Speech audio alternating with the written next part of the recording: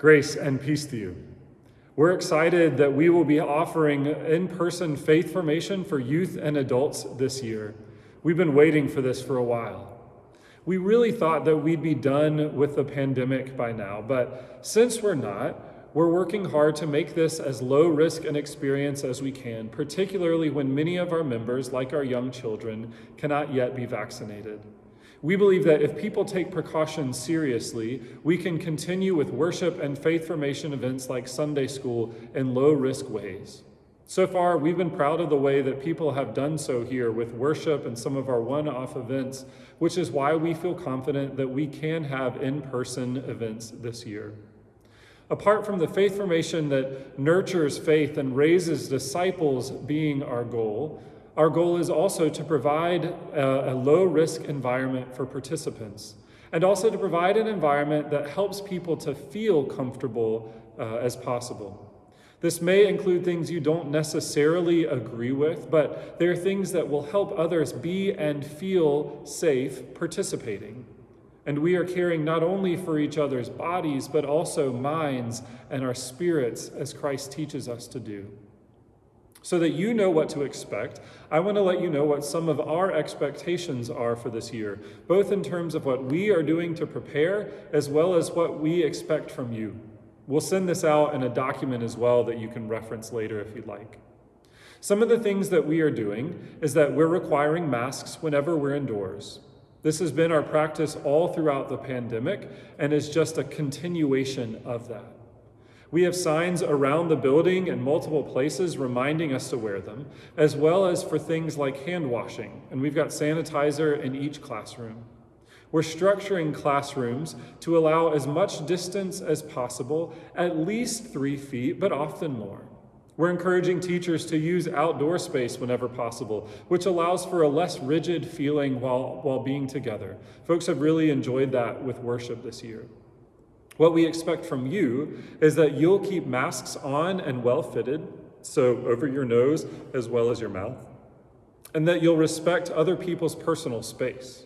If you're a parent of a youth in one of our classes, please reinforce these things with them.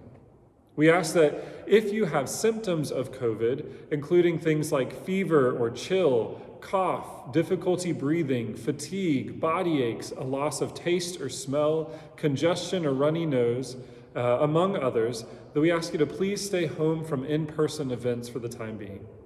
If you've been exposed but have not felt symptoms, please get a negative test approximately 5 days after exposure before attending, just to confirm that you are not positive from that exposure.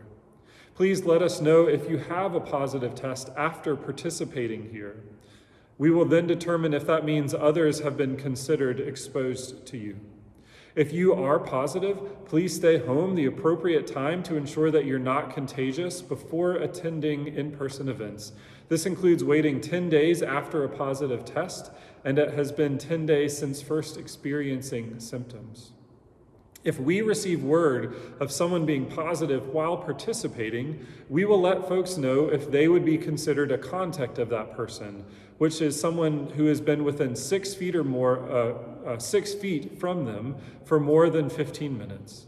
Please comply with any calls or instructions given to you by the local health department or your medical provider. And that includes things other than here, if you may have heard from them.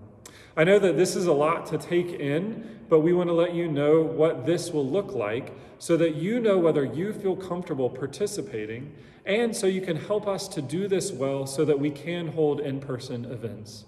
We've put these standards forth, but it really takes folks abiding by them in order for them to work.